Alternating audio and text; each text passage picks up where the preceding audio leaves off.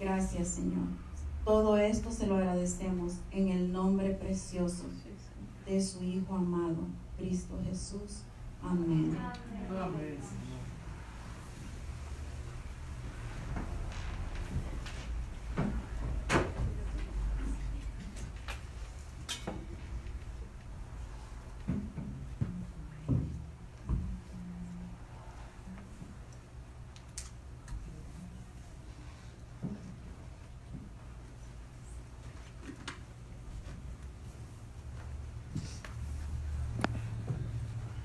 Vamos a comenzar nuestro estudio de esta mañana, no sin antes hacer la oración por nuestro hermano Luis Alberto, que puedan llegar hasta donde él se encuentra y también nosotros nos podamos unir al dolor que él tiene. Pedir por la dirección del estudio de su palabra, para que sea Él quien nos hable esta mañana. Amén. Vamos a ponernos de rodillas para entrar en ese momento tan solemne en el cual estamos el día de hoy. Amantísimo Dios, que tu morada está en las alturas de los cielos. Esta oración, Señor, tiene dos súplicas. La primera, Señor, es que tú le mandes el alivio a nuestro hermano Luis Alberto. Que tú, Señor, pongas tu mano sobre él. Que tú, mi Dios, estés con los doctores y enfermeras que están alrededor de él. Que él, Señor, pueda sentir en medio de esta tribulación tu compañía. Sabemos, Señor, que tus hijos tenemos que pasar por eso, pues se tiene que cumplir la Escritura, Señor. Pero de igual manera sabemos que tú estás ahí con nosotros. Y por eso, Señor, te lo encomendamos a ti, porque no hay mejor médico ni mejores manos que las tuyas. Amén. Ahí donde Él está postrado, Señor, ahí es donde en estos momentos nos congregamos alrededor de Él y nos unimos con Él. También, Señor, pedirte por el estudio de tu palabra de esta tarde, ya Señor, para que al leer tu palabra y los testimonios podamos comprender por lo menos, Señor, un poquito del lugar donde realmente estamos parados. Y que tomemos, Señor, decisiones para vida o para muerte. Tú le dijiste a tu profeta, porque yo no quiero la muerte del impío, sino que quiero que todos vengan al arrepentimiento y se salven. Por eso es que nos mandas a esta hora este mensaje, para que cada uno decida en esta última fase de esta batalla final de qué lado hemos de estar. Y que cada uno de los que estamos aquí prefiéramos decir como dijo tu siervo Josué: pero mi casa y yo serviremos a Jehová. Así pues, Señor, nos levantaremos convencidos de que tú vas delante de nosotros. Pues te lo pedimos y te lo suplicamos en el nombre precioso de nuestro gran Rey y Salvador Jesucristo. Amén. Amén. Amén.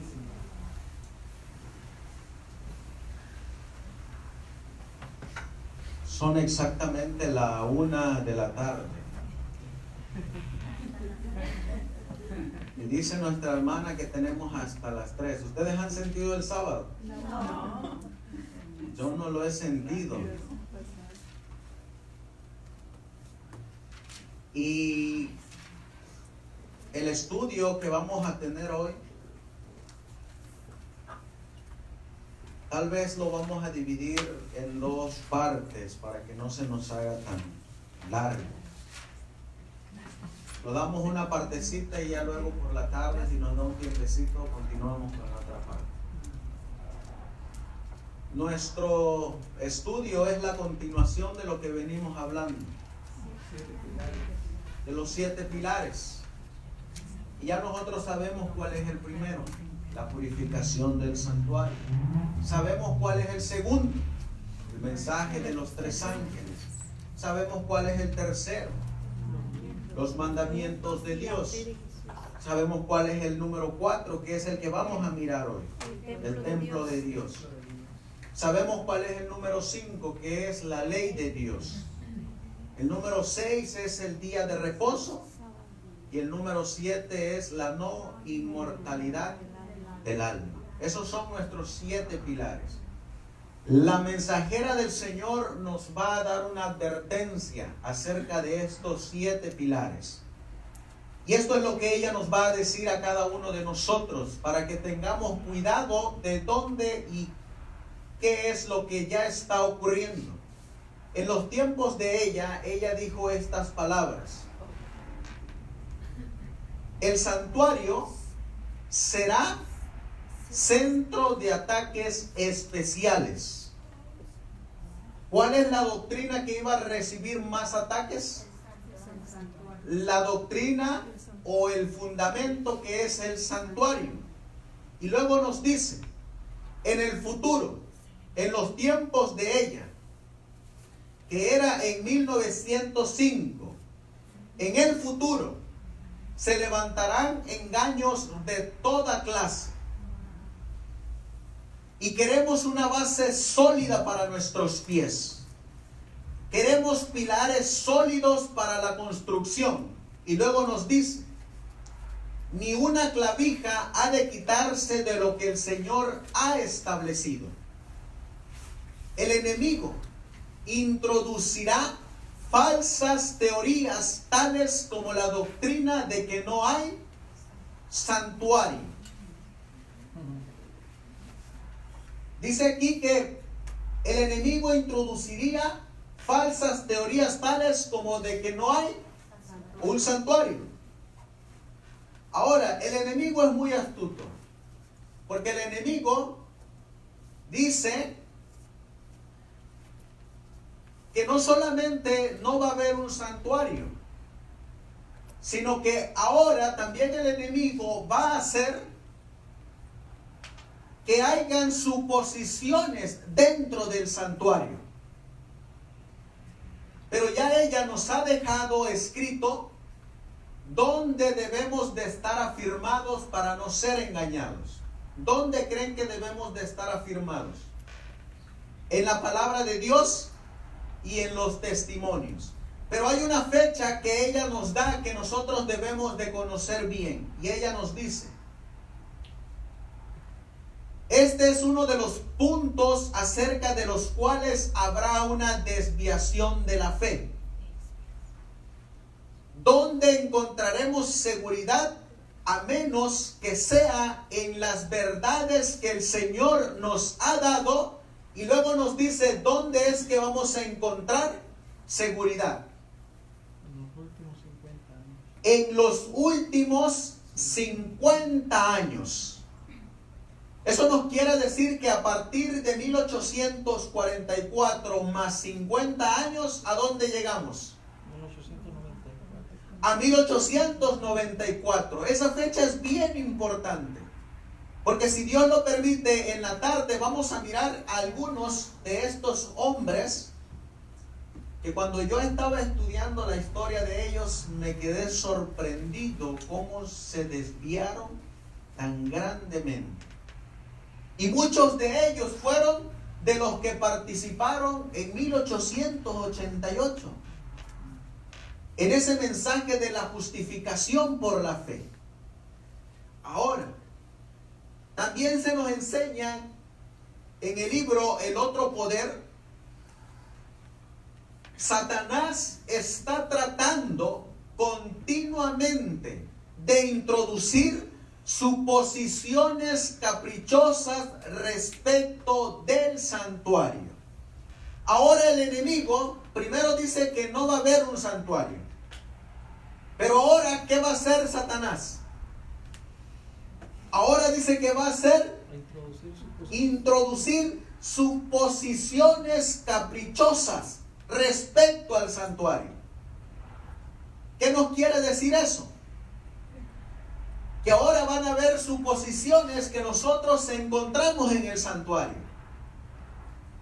Y ahora no le va a quitar que no hay un santuario, sino que ahora le va a poner suposiciones que el santuario dice,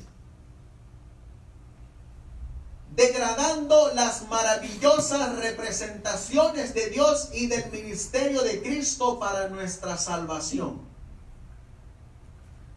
hasta hacer algo que se adecue a la mente carnal. Él quita su poder conductor de los corazones de los creyentes y pone en su lugar teorías fantásticas, inventadas para anular las verdades de la expiación, destruyendo nuestra confianza en las doctrinas que hemos tenido por sagradas, que se dio por primera vez en el mensaje del tercer ángel. De este modo quiere robarnos nuestra fe en el mismo mensaje que nos ha hecho un pueblo especial y ha dado los rasgos distintivos y el poder a nuestra obra.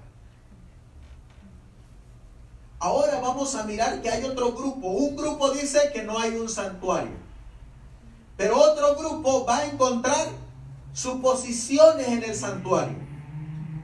Y vamos a encontrar ahora este otro grupo tratando de encontrarle muchos simbolismos al santuario. Simbolismos que no están avalados por el espíritu de profecía, pero que son suposiciones humanas, teorías humanas. Vamos a mirar nosotros que el santuario al cual nos está refiriendo nuestro pilar número 4 es el templo de Dios. Pero el templo de Dios del cual nos está hablando del lugar santo y del lugar santísimo. De ese templo nos está hablando. La Biblia nos dice en el libro de Apocalipsis, y vamos a abrir la palabra de Dios. En el libro de Apocalipsis, capítulo 11 y el versículo 19. Y dice así: y el templo de Dios fue abierto en el cielo. ¿Qué miró Juan en el cielo? El templo de Dios. Y el arca de su pacto fue vista en su templo. ¿A qué templo o qué parte del templo se está refiriendo ahora el profeta Juan? Se está refiriendo al segundo departamento, el lugar santísimo. ¿Cuál es la evidencia de que se está refiriendo al lugar santísimo? El arca del pacto. Porque él está mirando el arca del pacto. Y hubo relámpagos y voces y truenos y un terremoto y grande granizo. Este mismo templo él lo volvió a mirar en Apocalipsis capítulo 15 y el versículo 8. En Apocalipsis 15:8 dice: y el templo se llenó con el humo de la gloria de Dios y de su poder, y nadie podía entrar en el templo hasta que fuesen consumadas las 7 plagas de los 7 ángeles. El profeta Juan vuelve a mirar este templo. Pero también nos va a decir el mismo profeta Juan en Apocalipsis capítulo 4 que él mira unos elementos que contenía el santuario. Y en el versículo 5, Apocalipsis 4:5 nos dice: y del trono salían relámpagos y truenos y voces. Y delante del trono ardían 7 lámparas de fuego, los cuales son los 7 espíritus de Dios. Ahora, ¿qué está mirando Juan? Él está mirando 7 lámparas de fuego. Esas 7 lámparas de fuego son las 7 lámparas que tenía la menorá que se encontraba en el lugar santo. Y en Apocalipsis capítulo 5 encontramos en el versículo 8 otro elemento de lo que miró Juan. Y cuando hubo tomado el libro, los 4 seres vivientes y los 24 ancianos se postraron delante del Cordero, teniendo cada uno arpas y tazones de oro, llenos de perfumes que son las oraciones de los santos. Ahora, ¿qué mira Juan? El incensario o el altar del incienso. ¿Y eso en dónde se encontraba? En el lugar santo también. Pero hay algo que Juan no menciona directamente que él miró en el lugar santo. Por eso cuando leemos nosotros el libro de Hebreos capítulo 9,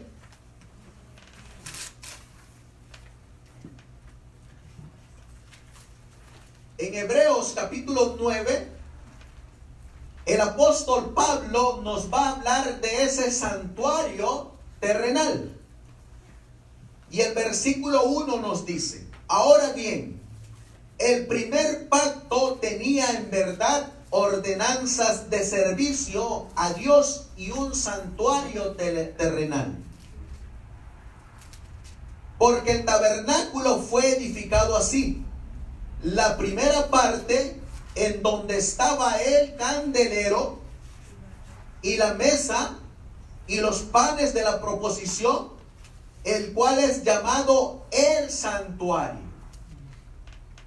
Y tras el segundo velo estaba la parte del tabernáculo que es llamado el lugar santísimo. Ahora, cuando vamos a Hebreos capítulo 8 y leemos en el versículo 1 y 2, nos va a decir el mismo apóstol Pablo. Hebreos 8, capítulo 8 y versículos 1 y 2. Así que la suma de lo que hemos dicho es: tenemos tal sumo sacerdote, el cual estaba sentado a la diestra del trono de la majestad en los cielos. Versículo 2.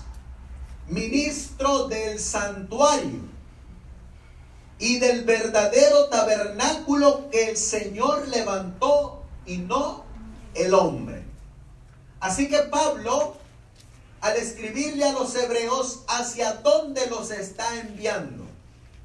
¿Hacia el santuario que fue erigido por Moisés en el desierto, o al santuario, aquel verdadero tabernáculo que levantó Dios y no el hombre?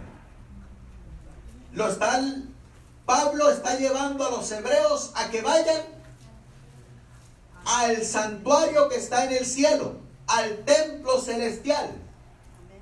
En la tarde vamos a mirar que una de las cosas que Satanás está haciendo es que está tratando de engañar a toda clase para que no miren al santuario celestial, sino que miren al santuario que está en Israel.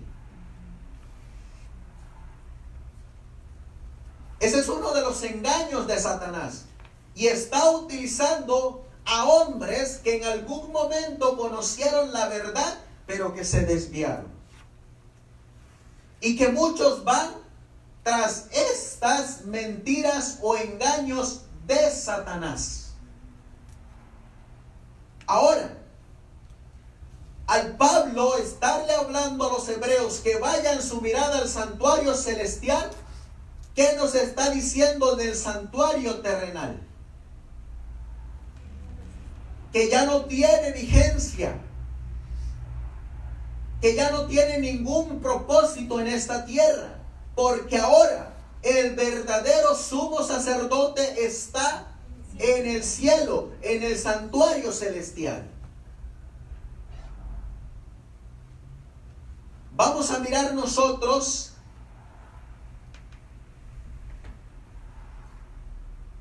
que aquí tenemos al santuario. La primera imagen es la imagen del lugar santísimo. La mesa de los panes, la menorá y el altar del incienso. Y el lugar santísimo, que es donde estaba el arca del pacto. Si yo les hago la pregunta, en Apocalipsis 11:19, ¿qué miró Juan? ¿Este departamento o este departamento? El de ya Santísimo. Miró el segundo. Santísimo. Ahora, si yo les hago la pregunta, en Apocalipsis capítulo 4, donde Juan mira 7 lámparas y mira el altar del incienso, ¿hacia dónde lo está mandando Dios? Que mire, Lugar santo. hay lugar santo. Pero noten cómo empieza la visión de Apocalipsis capítulo 4. Apocalipsis capítulo 4, versículo 1. Después de estas cosas miré. ¿Y qué es lo que mira primeramente el profeta Juan? Miró una puerta abierta en el cielo. ¿Cuál puerta creen ustedes que él está mirando? Lugar santo. Está mirando esta puerta, la puerta del lugar santo. Y ahora noten lo que sigue diciendo. Y la primera voz que oí era como de trompeta, que hablaba conmigo diciendo: sube acá, y yo te mostraré las cosas que han de ser después de estas. Y al instante estaba yo en el Espíritu, y he aquí un trono que estaba puesto en el cielo, y uno sentado sobre el trono. Y el que estaba sentado era al parecer semejante al jaspe y a la piedra de sardonia. Y había alrededor del trono un arco iris semejante en aspecto a la esmeralda. ¿Quién es ese que está sentado en ese trono?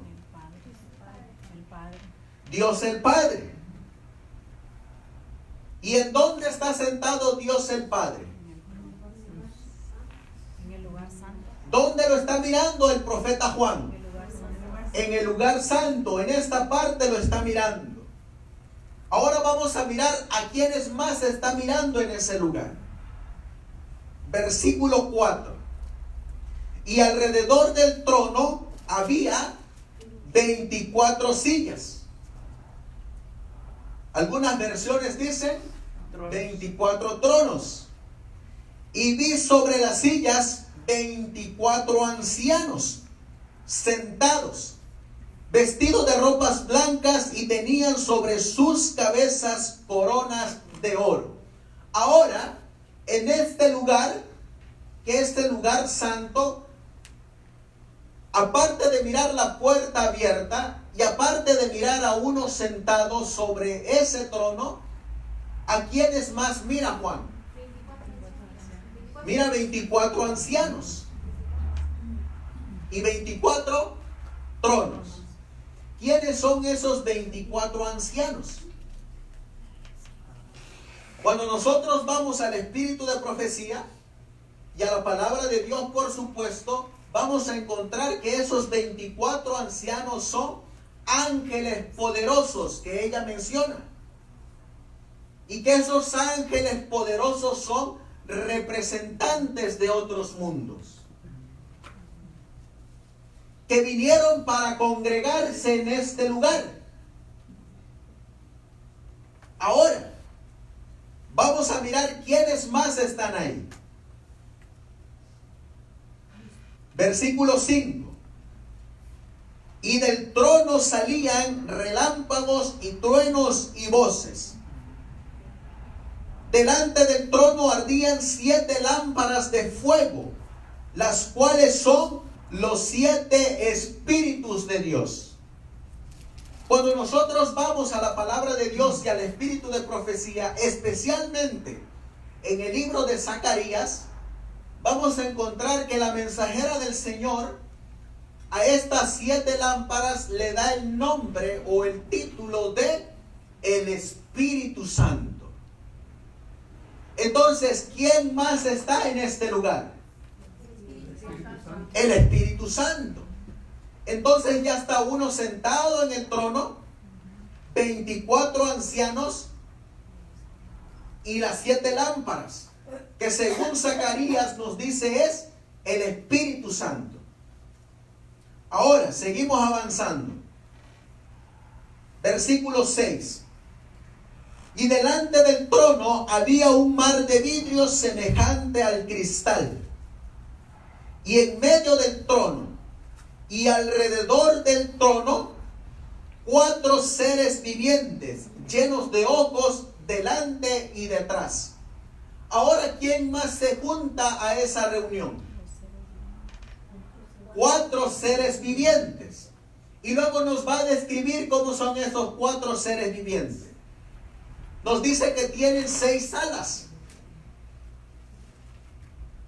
Y también nos dice que el primero, ¿cómo es? León.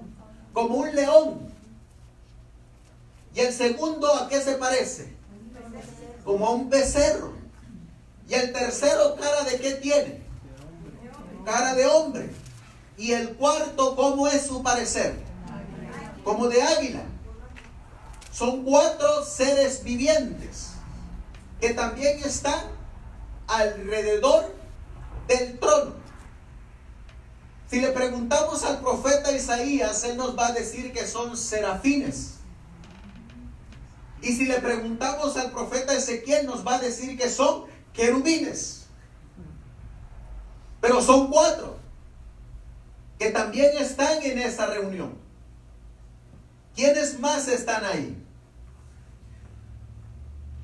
Nos dice, versículo 9, porque ya leímos hasta el 8 en referencia a los seres vivientes. Y cuando aquellos seres vivientes dan gloria y honra y gracias al que está sentado en el trono, al que vive para siempre jamás, los 24 ancianos se postran delante del que está sentado en el trono. Así que los 24 ancianos se postran delante de ¿quién? Del que está sentado en el trono. ¿Y quién es el que está sentado en el trono? Dios Padre. Y adoran al que vive para siempre jamás y echan sus coronas delante del trono diciendo: Señor, digno eres de recibir la gloria y la honra y el poder, porque tú creaste todas las cosas y por tu placer existen y fueron creadas. La visión de Juan sigue continuando, no para ahí.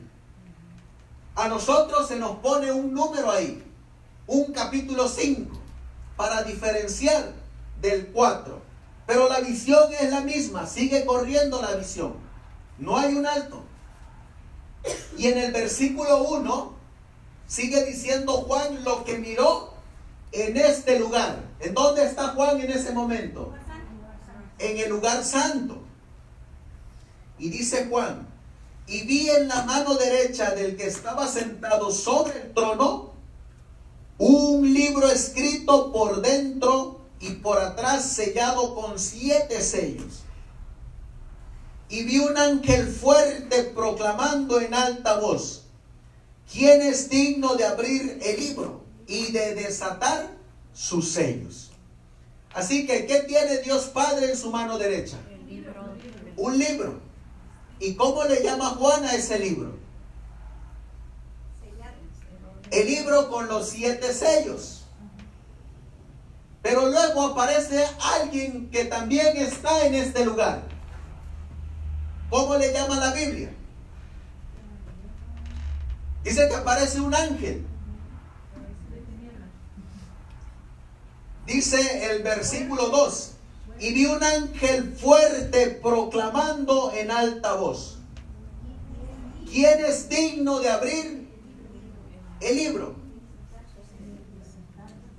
¿Saben cómo le da la mensajera del Señor el nombre a este ángel?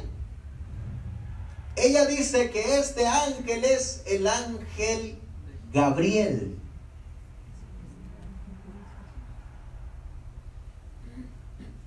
El ángel Gabriel también está aquí, en el lugar santo.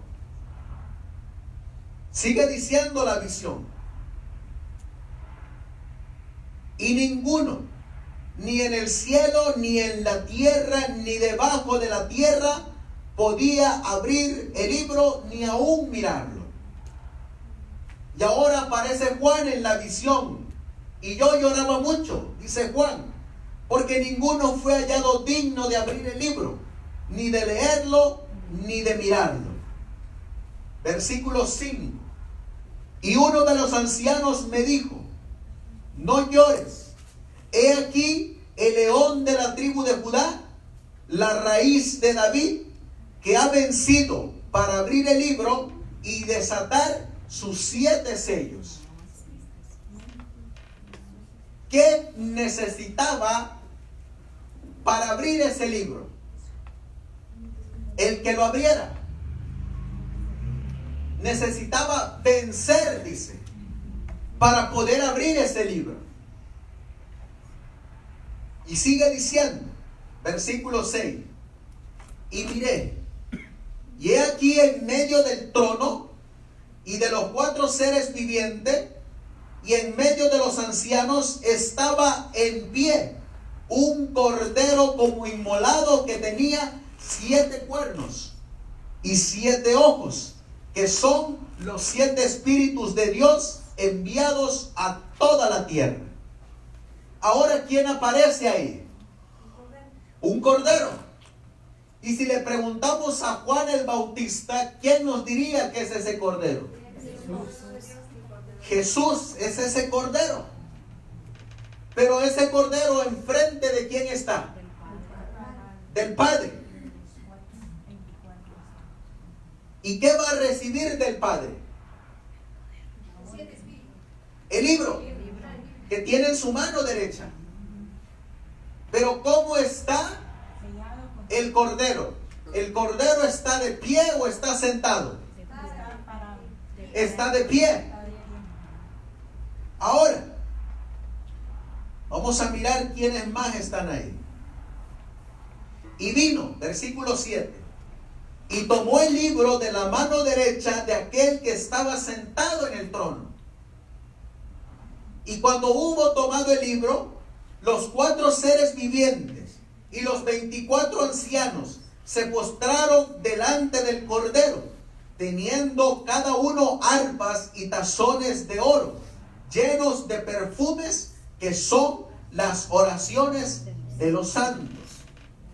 Versículo 9: y cantaban un cántico nuevo diciendo: digno eres de tomar el libro, de abrir sus sellos, porque tú fuiste inmolado y nos has redimido para Dios con tu sangre, de todo linaje y lengua y pueblo y nación.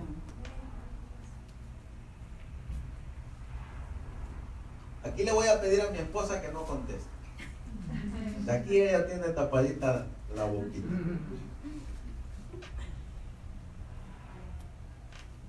¿Quiénes más están en el versículo 9? ¿Quiénes son los que cantan y dicen: y nos has redimido para Dios con tu sangre, de todo linaje y lengua y pueblo y nación? ¿Quiénes son esos que cantan ahí? ¿quiénes más están también en este lugar? Porque la visión sigue en el lugar santo. Y estos que están en el lugar santo dicen: y nos has redimido para Dios con tu sangre. Son las primicias, ¿no? Los que se levantaron. Estas que dicen: y nos has redimido para Dios con tu sangre, son los que dice Mateo capítulo 27 y el versículo 51 hasta el versículo 53. Y he aquí, el velo del templo se rasgó en dos, de arriba a abajo, y la tierra tembló, y las piedras se partieron. Versículo 52. Y los sepulcros fueron abiertos, y muchos cuerpos de los santos que habían dormido se levantaron, y saliendo de los sepulcros después de su resurrección, vinieron a la santa ciudad y aparecieron a muchos. Como dice el comentario de la Biblia de estudio de la parte de abajo, hablando del versículo 52, donde dice: los sacerdotes y gobernantes supieron de la resurrección. Dice así: los cautivos que salieron de las tumbas cuando Jesús resucitó fueron, ¿qué dice el espíritu de profecía? Sus trofeos. Fueron sus trofeos como príncipe vencedor. Así confirmó su victoria sobre la muerte y el sepulcro. Así dio una garantía y las arras de la resurrección de todos los justos muertos. Así que esos que resucitaron, que fueron para Cristo Jesús, sus trofeos, fueron las primicias que se mecían en la fiesta de la gavilla. Un ramo de trigo que se mecía al norte, al sur, al este y al oeste. Y se las presentó a Dios, ¿en dónde? En el lugar santo. Y ahí estaban estas primicias también, que ellas fueron las que dijeron: porque tú nos has redimido y con tu sangre. Por eso ellos pueden cantar esa expresión que dice: y nos has redimido con tu sangre. Ahora, vamos a regresar a Apocalipsis capítulo 5, para que miremos qué más está ocurriendo ahí. Capítulo 5 del libro de Apocalipsis. Dice aquí: y nos has hecho para nuestro Dios reyes y sacerdotes, y reinaremos sobre la tierra. Y miré, y oí la voz de muchos ángeles alrededor del trono, y de los seres vivientes, y de los ancianos, y el número de ellos era millones de millones. Así que ¿cuántos están reunidos en el lugar santo? Está uno sentado en el trono. ¿Quién es el que está sentado en el trono? El Padre. El Padre. Después dice que alrededor de él hay 24 tronos, que son los 24 ancianos, que a la vez son ángeles poderosos, que a la vez son los representantes de todos los mundos. Pero también nos dice que hay 4 seres vivientes, que son los serafines. esos serafines que estaban puestos sobre el propiciatorio en el arca del pacto. También nos dice que ahí aparece uno de pie, que es el Cordero. Y también luego nos dice que aparece otro grupo que está cantando, que son las primicias, que cantan: digno eres de redimirnos con tu sangre. Y ahora aparece una gran multitud de ángeles, que son millones de millones. La pregunta es, ¿para qué están reunidos ahí?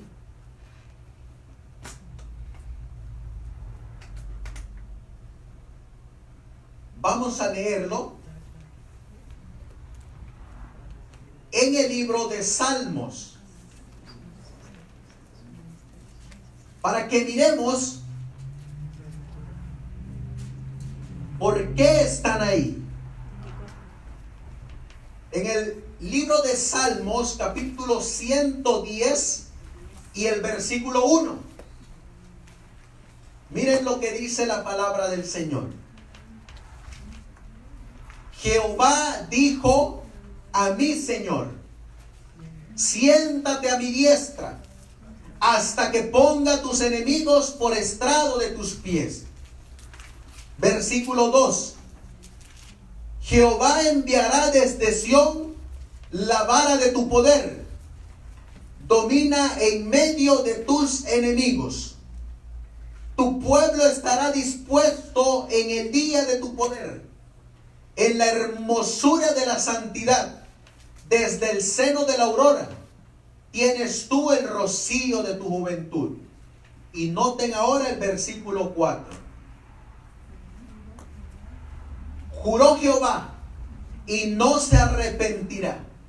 Y ahora dice aquí: tú eres sacerdote para siempre, según el orden de Melquisedec. Versículo 5. El Señor a tu diestra herirá a los reyes en el día de su furor. Versículo 6. Juzgará entre las naciones, las llenará de cadáveres, herirá las cabezas en muchas tierras. ¿Cuál es la primera orden que le da este Jehová o este Señor a el otro Señor? Siéntate a mi diestra, dice ahí. O sea, a mi lado derecho. Y cuando Él se siente, ¿qué va a hacer el que se sienta? Versículo 4. Eso es lo que va a hacer Él cuando Él se sienta. Juró Jehová y no se arrepentirá. Tú eres sacerdote para siempre. Entonces, cuando Él se sienta a su diestra o a su mano derecha, el que se sienta, ¿qué va a hacer? Va a ser sacerdote. Pero ¿qué más va a hacer? Versículo 6. Juzgará entre las naciones, las llenará de cadáveres, herirá las cabezas en muchas tierras. Y luego nos dice el versículo 2. Jehová enviará desde Sión la vara de tu poder. Domina en medio de tus enemigos. Aparte de sacerdote, ¿qué más va a hacer? Dice que va a dominar y se le va a entregar una vara. Este versículo es una comparación del Salmos capítulo 2 y el versículo 6. Salmos capítulo 2 y el versículo 6. Mas yo he puesto, como dice ahí, mi rey sobre Sión, mi santo monte. Yo publicaré el decreto. Jehová me ha dicho: mi hijo eres tú, yo te engendré hoy. Pídeme y te daré por heredad las naciones y por posesión tuya las confines de la tierra. Y luego vuelve a mencionar algo que se mencionó en el Salmo 110. Los quebrantarás con vara de hierro, como vaso de alfarero los desmenuzarás. Y ahora, reyes, entended, admitid corrección, jueces de la tierra. Así que cuando Jesús está aquí, hay algo que va a ocurrir ahí en ese lugar santo. Y ellos van a ser testigos de que Jesús ahora va a ser sacerdote, rey, el que se sienta a la diestra del Padre. Primero dice que tiene que ser sacerdote y luego tiene que ser rey. Ahora, si lo ponemos en la profecía, ¿en qué tiempo de año lo pondríamos? ¿Cuándo es que Él ascendió al cielo y se llevó las primicias? En el año 31. Después de la resurrección. Cuando Él resucitó, ese domingo por la mañana, en el año 31, se presentó delante del Padre. El Padre aceptó las primicias, aceptó su sacrificio y también inició su ministerio en el santuario celestial. En el lugar santo comenzó su ministerio. Ahora vamos a movernos al libro de Hebreos para comprender algunas cosas que dice el apóstol Pablo. Hebreos capítulo 1. Y leemos en el versículo 3.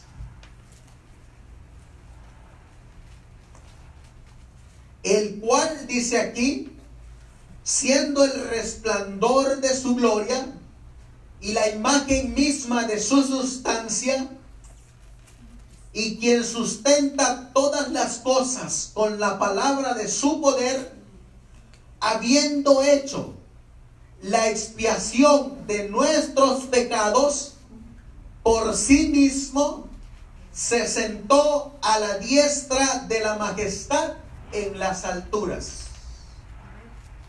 Así que les hago la pregunta: ¿cuándo hizo expiación el Señor Jesús por los pecados? 1844. Dice aquí el versículo 3.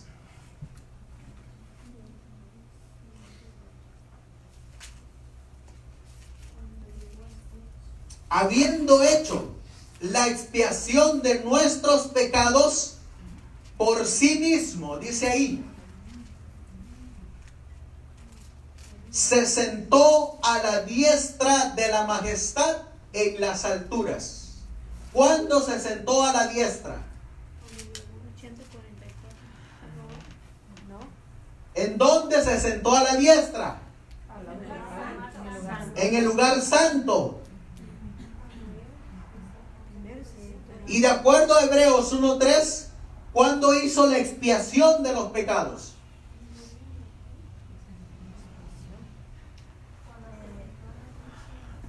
Cuando se sentó a la diestra. Entonces, ¿cuándo hizo la expiación? ¿Cuándo comenzó? ¿En el año 31 o en 1844? 1144. Acuérdense, Sí, tiene que ser el santuario, centro de ataques especiales. en el futuro se levantarán engaños de toda clase. Y queremos una base sólida para nuestros pies. Uno de esos engaños es Hebreos 1:3. Que la expiación se realizó En el lugar. en la cruz en el año 31. Ahora les hago la pregunta. ¿Qué dice la Biblia? Que hizo expiación, Expiación, dijo. haciendo expiación de nuestros pecados por sí mismo.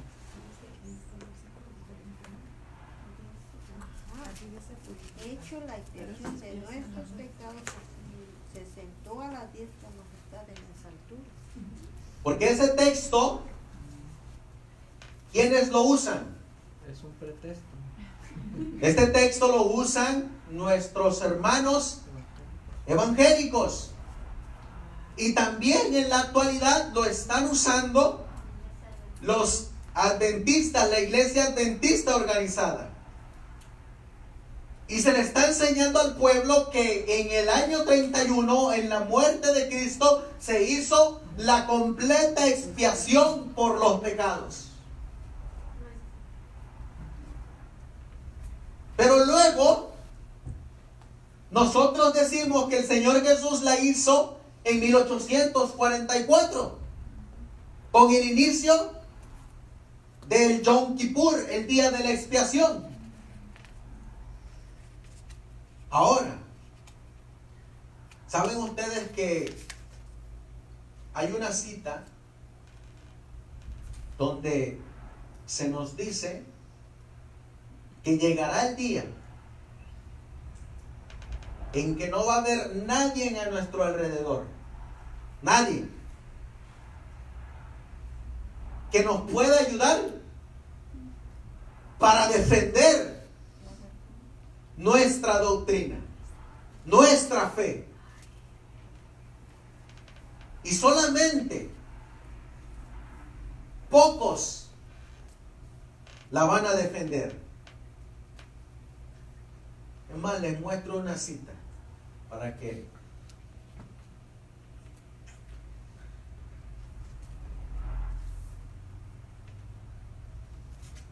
aquí está, para que la lean. Se me ha mostrado que muchos, dice ella, de los que profesan conocer la verdad presente, ¿cómo dice ahí? No saben lo que creen. No saben lo que creen. Pero ahora todavía viene algo todavía más fuerte. No comprenden las evidencias de su fe. No tienen justo aprecio de la obra para el tiempo actual. Cuando venga el tiempo de prueba, habrá hombres que, si bien están predicando ahora a otros, al examinar sus creencias, hallarán Muchas cosas. que hay muchas cosas de las cuales no pueden dar una razón satisfactoria. Hasta que no sean así probados, no conocerán, ¿cómo dice ahí? Su gran ignorancia. Y en la iglesia, dice ella, son muchos los que se figuran comprender lo que creen y no se percatarán de su propia debilidad mientras no se levante una controversia. Cuando estén separados de los que tienen la misma fe, cuando estén separados de los que sostienen la misma fe y estén obligados a destacarse solos para explicar su creencia, se sorprenderán al ver cuán confusas son sus ideas de lo que habían aceptado como verdad. Esto está tremendo. Lo cierto es que ha habido entre nosotros un apartamiento del Dios vivo.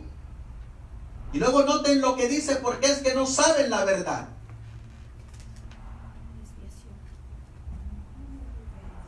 Lo cierto es que ha habido entre nosotros un apartamiento del Dios vivo, una desviación hacia los hombres, y se pone la sabiduría humana en lugar de la divina. ¿Cómo nos apartamos de Dios?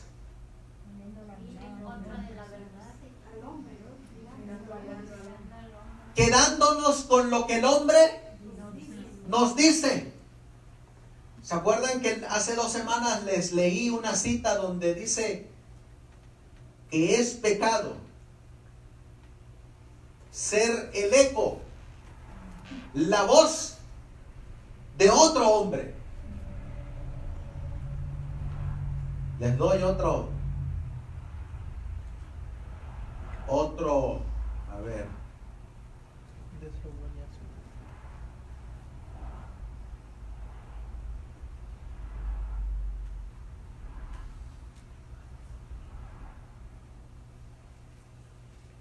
Otro ejemplo que nos puede estar pasando a nosotros.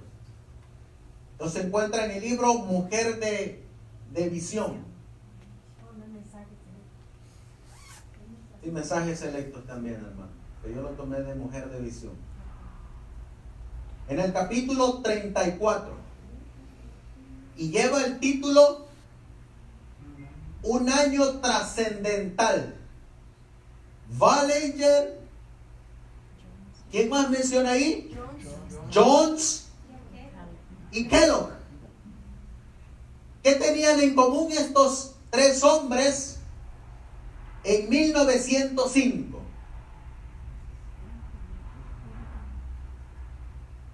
Se habían apartado de la verdad del santuario.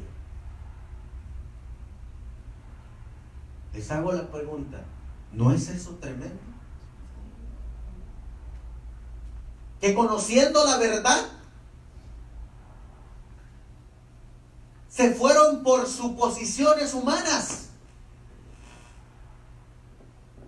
y empezaron a escuchar doctrinas de hombre.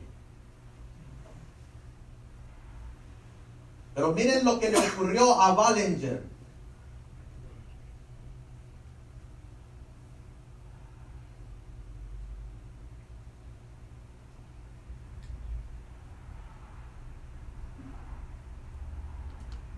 Ella escribió de cómo había tenido presentaciones respecto a los engaños que Satanás está introduciendo en este tiempo. Se estaba refiriendo a la reciente revelación en su correspondencia de que A.F. Ballinger, un obrero en Inglaterra, estaba enseñando puntos de vista sobre la verdad del santuario que anularían la comprensión bien fundada del ministerio de Cristo en el santuario celestial. Era la intensificación venidera de las opiniones de Kellogg, las cuales declaró ella una vez virtualmente destruían al Señor Dios mismo. Podría ser la creciente apostasía de A.T. Jones. ¿Qué estaban repitiendo entonces estos hombres? Las palabras, el eco de otros hombres.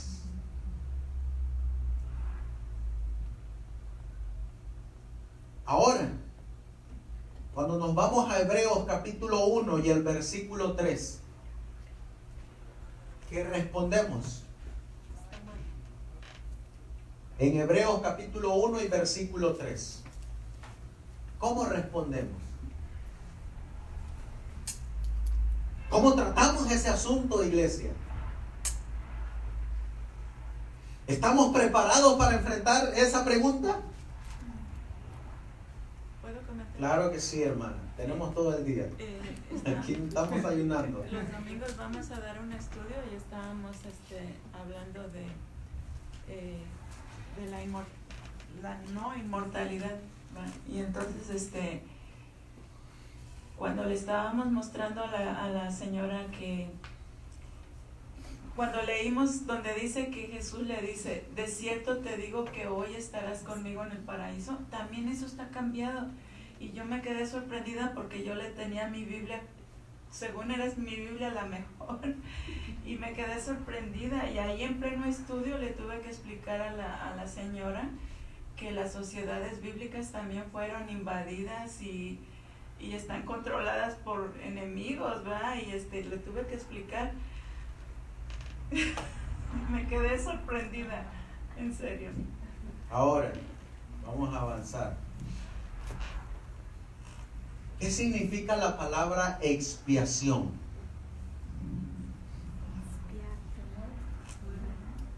La palabra expiación significa cubrir.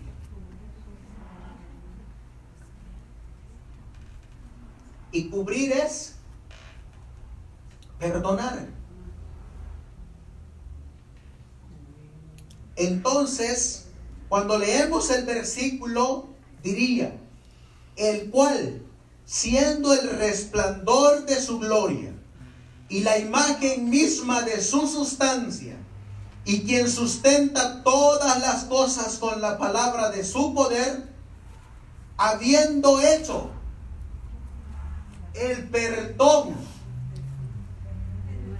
de nuestros pecados, pero no el borramiento de nuestros pecados, que es completamente diferente. Una cosa es perdonar y otra cosa es borrar. ¿Y cuándo hizo eso el Señor? En la cruz del Calvario. Por eso ahora todos los que se acercan a esa cruz obtienen el perdón. Pero ahora necesitamos la reconciliación para el borramiento de los pecados. ¿Y cuándo ocurrió eso? En el año 31. Por eso Cristo anda caminando y va hacia el Padre para decirle, Padre, mira mis manos, mis pies, mi frente. He dado mi vida por ellos. Ahora ellos pueden alcanzar perdón. Y eso comenzó cuando Él ascendió al cielo. Ahora, esto nos lleva a algo todavía más profundo. Porque el diablo está llevando a la gente a que miren la reconstrucción del tercer templo. ¿Y a dónde está llevando a todos los creyentes? Hacia un sacerdocio terrenal y a un santuario terrenal y a un sacerdote terrenal. ¿Y qué está echando por tierra? Al santuario celestial. ¿Qué está pisoteando? Al sacerdote celestial. Ahora, ¿qué pasa? Si nosotros no tenemos la mirada en el santuario celestial y la tenemos en el terrenal, estamos perdidos porque no hay ofrenda, no hay cubrimiento de pecados, no hay sacerdote y no hay quien interceda por nosotros. ¿Y alguien que no tiene eso se puede salvar? No. Está perdido. Ahora, ¿Saben qué tenemos nosotros en común con el pueblo de Israel? Esta doctrina. La del santuario. Es lo único que tenemos en común con ellos. Pero a nosotros se nos ha dicho que es el fundamento de nuestra fe. Ahora, ¿cómo le compartimos el evangelio a un judío?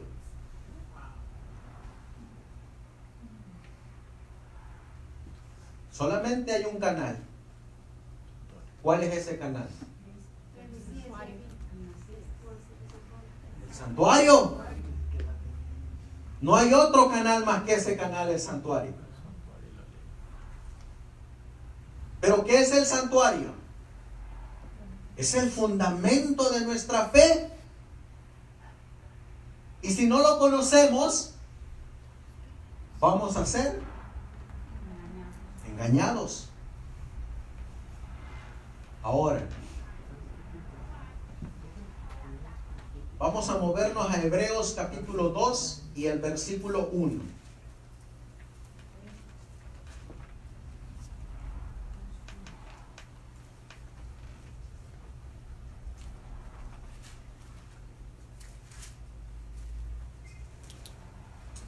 Por tanto, es necesario que con más diligencia atendamos a las cosas que hemos oído, no sea que nos deslicemos.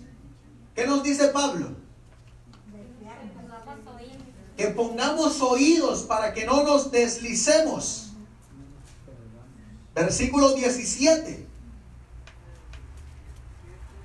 Por cuanto le era preciso ser en todo semejante a sus hermanos, para venir a ser misericordioso y fiel sumo sacerdote, en lo que a Dios se refiere, para expiar los pecados del pueblo. Ahora, ¿qué nos dice aquí el Señor acerca de Jesús? ¿Qué es Él ahora? Sumo sacerdote. Y aparece esa misma palabra que apareció en Hebreos 1:3, que es expiar. Pero ahora dice que Él es sumo sacerdote. ¿A qué fecha nos estaría llevando entonces ahora? Ahí nos estaría llevando a 1844. Entonces Juan contempló lo que ya hemos analizado en la Biblia. ¿En dónde lo contempló? En el lugar santo.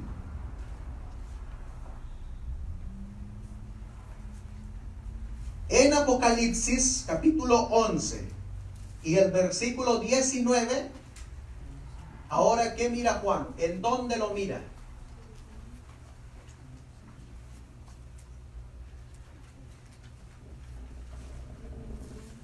Y el templo de Dios fue abierto en el cielo, y el arca de su pacto fue vista en su templo.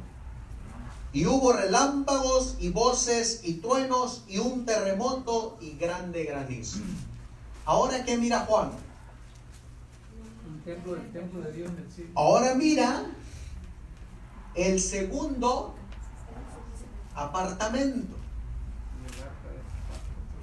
y el arca de su pacto. Llevamos 1 hora exacta.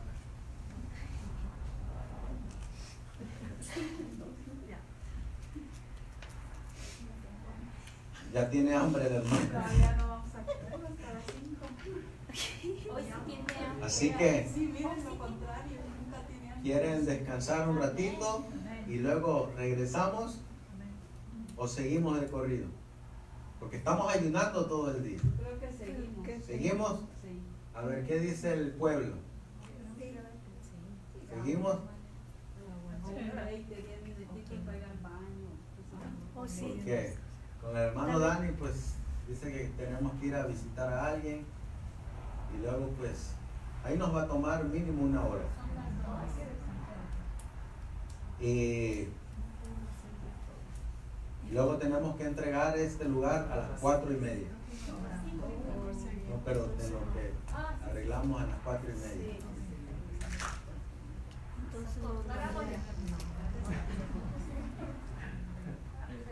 Pienso que nos vayamos de corrido. ¿Cómo? Pienso que nos vayamos de corrido. ¿De corrido? Un relax, un break para ir A al ver, baño. hermano Fausto. Vamos a hacer una pausa. ¿Una pausa? Ok. Vamos entonces solamente a hacerles la introducción y oramos para que descansemos un ratito. Porque en el segundo tema no vamos a hablar de lo que ya hemos tocado en temas anteriores. Vamos a tocar un punto tan esencial que se hacía en el día de ayuno. Precisamente por eso vienen algunas personas que me gustaría que los recibiéramos y luego O continuamos, ok. Miren,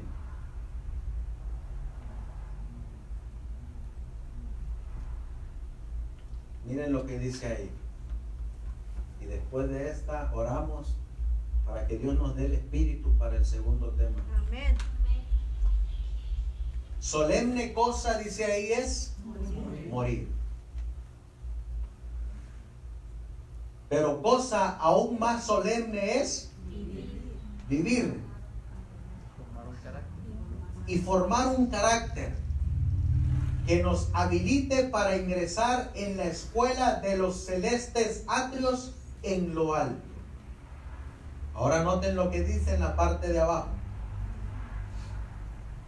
En el tiempo señalado para el juicio, al fin de los 2300 días, en 1844, empezó la obra de investigación y el acto de borrar los pecados. Todos los que hayan profesado el nombre de Cristo deben pasar por ese riguroso examen. Tanto los vivos como los muertos deben ser juzgados. Pero ¿qué es más solemne? ¿El estar muerto o el estar vivo? ¿Qué es más solemne entonces? ¿El juicio de los muertos o el juicio de los vivos? El de los vivos.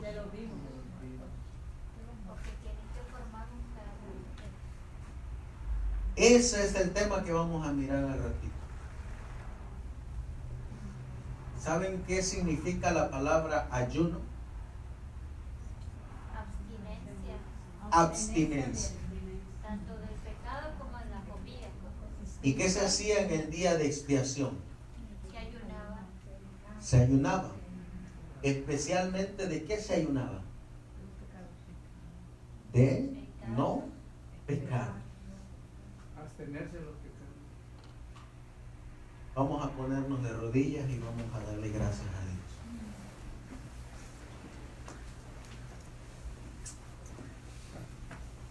Oh amantísimo Padre, que tu morada está en las alturas de los cielos. Amén. Cuán hermosa, Señor, dijo el salmista, es a mi paladar tu palabra. Es más que la miel a mi boca. Cuán sabroso y delicioso, Señor, es abstenernos de alimento, pero vivir por la palabra. Amén. Amén. Gracias, Señor, porque nos envías tu palabra a tiempo y fuera de tiempo.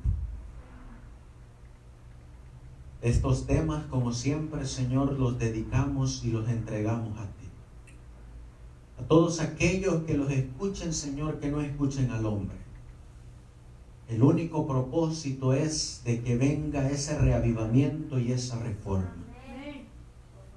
Pero eso se va a lograr, Señor, en forma personal. Cada uno yendo a tu palabra y a tus testimonios. Escudriñando por nosotros mismos. Alimentándonos por nosotros mismos.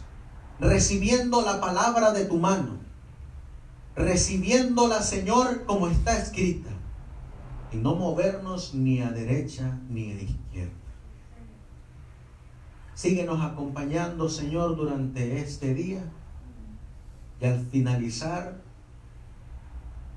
que este ayuno lo entreguemos para tu honra y para tu gloria.